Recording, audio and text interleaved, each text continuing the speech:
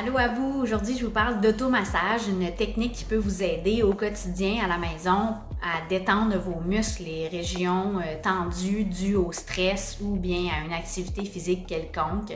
Je vous parle des outils que vous pouvez utiliser en automassage.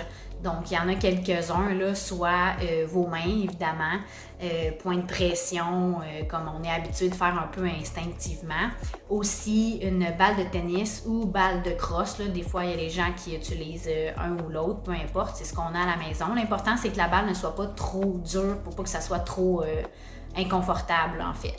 Et sinon, il y a aussi le foam roller dont j'ai déjà parlé et où j'ai une vidéo sur ma chaîne YouTube, justement, Multisoins Performance, où j'en parle plus longuement dans l'exécution puis l'utilité que ça a aussi au quotidien. Alors, voilà les différents outils que vous pouvez utiliser. Là, aujourd'hui, je vous parle et je vous donne des trucs pour bien cibler un peu les endroits et par étapes, par 4-5 étapes simples pour maximiser votre automassage. Alors, la première étape, c'est d'identifier évidemment les muscles, les régions douloureuses que vous avez. Et là, faites la différence entre... c'est important de faire la différence puis d'essayer de voir si le muscle ou la région, elle est grande ou si elle est plus petite. Pourquoi? Parce que ça nous mène à la deuxième étape. Alors, si le muscle ou la région est plus grande, plus étendue sur le corps, là, je vous dirais d'aller plus vers le foam roller pour faire votre automassage. Exemple, la cuisse.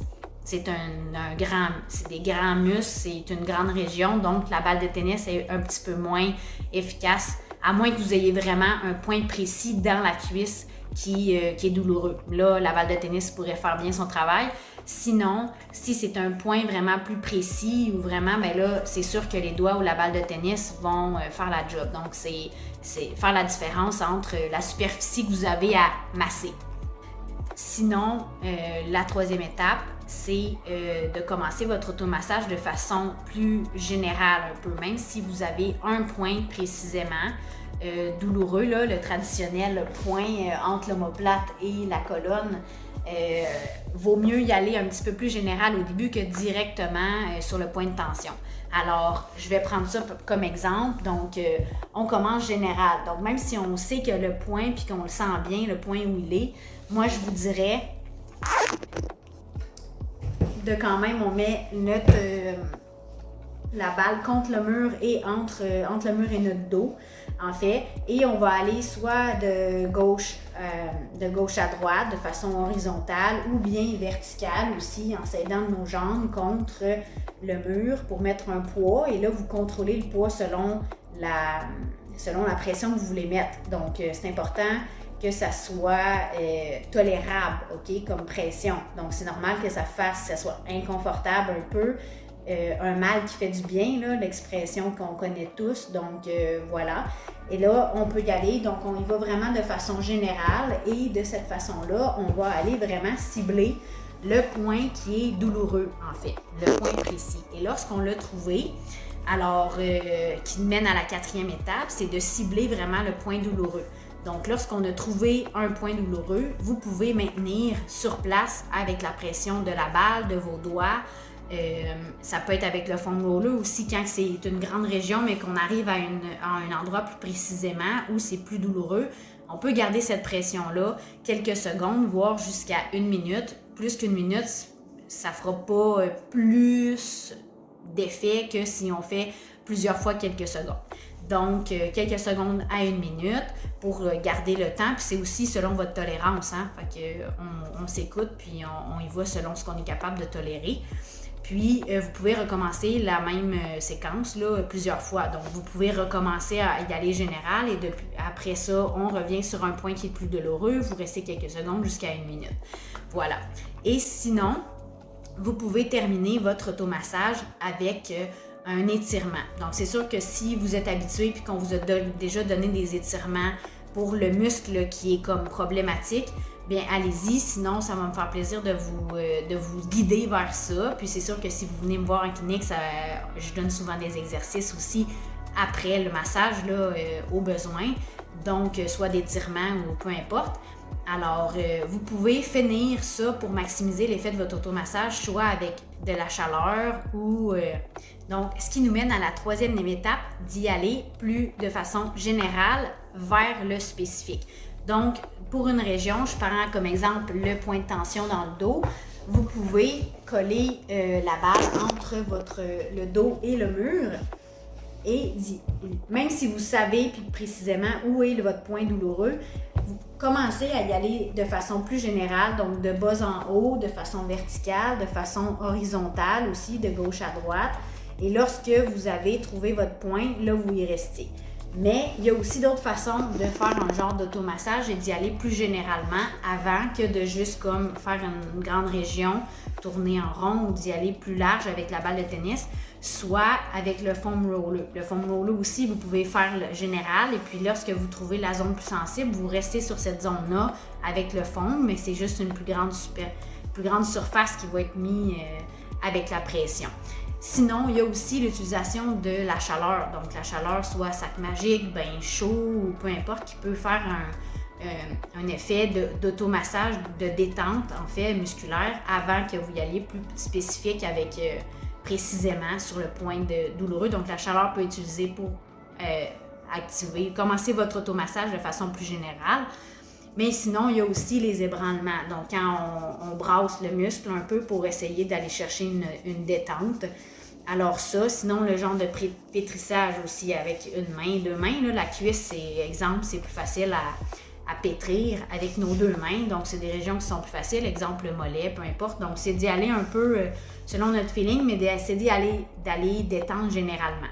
Ensuite, là, en faisant la détente plus générale, ça nous mène à notre quatrième point, qui est de justement cibler la zone douloureuse et de rester sur cette zone douloureuse-là plus précisément pendant quelques secondes à 1 minute. Dépasser 1 minute, ça ne vous donnera pas grand-chose de plus, ça ne détendra pas nécessairement plus le point. Donc, vous êtes mieux de vous en tenir à quelques secondes, à avoir 30 secondes peut-être. Ça sera selon votre tolérance aussi, hein? Donc, et de recommencer cette étape-là plusieurs fois. Donc, je sais pas, là, selon 3, 5, 6 fois, jusqu'à ce que le point relaxe un petit peu plus, tu sais. Alors, là, une fois que vous ayez ciblé, que vous avez traité votre point plus précisément, vous pouvez aller à l'étape 5, qui est une étape bonus, surplus, qui est d'aller étirer le muscle de façon générale, donc faire un étirement plus statique.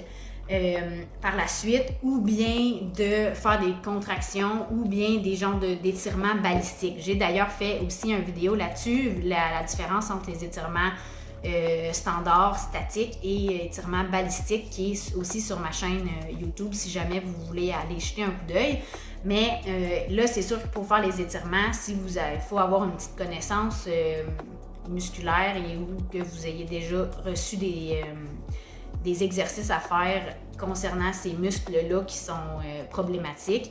Donc, si jamais vous avez besoin, ça va me faire plaisir aussi, écrivez-moi puis je pourrai vous guider un peu là-dedans. Et sinon, en clinique, c'est sûr que c'est une façon dont je pratique aussi, c'est que je vous donne des exercices souvent à la fin du massage, au besoin évidemment, si besoin il y a, et ou certains exercices. Alors, soit c'est ça, étirement statique, balistique, pour aller un peu étirer le muscle après l'avoir un petit peu stressé. Ça peut augmenter aussi l'effet de l'automassage. Alors voilà, puis sinon aussi le repos après du muscle, tu sais, allez pas le faire travailler tout de suite, sinon vous allez perdre un petit peu de votre effet d'automassage.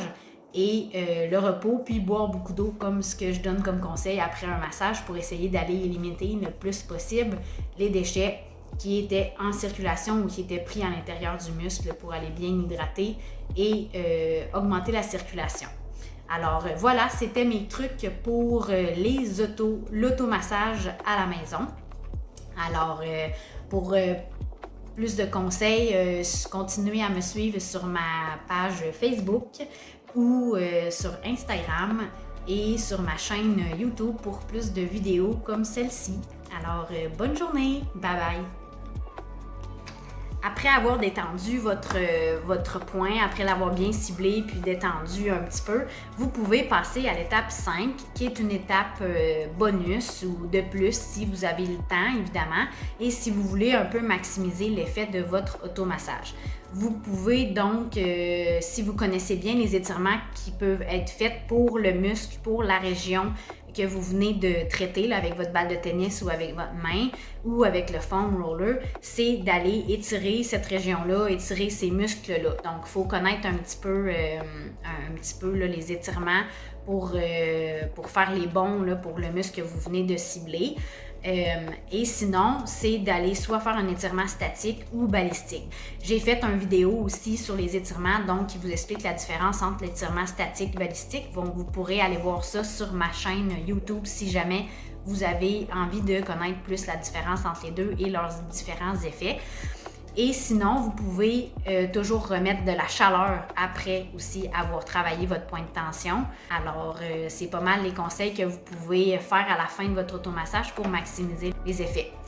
Alors voilà, j'espère que ça va vous aider et continuez à me suivre sur ma chaîne YouTube, sur ma page Facebook et sur Instagram pour plus de conseils et d'idées pour prendre soin de vous. Bye bye!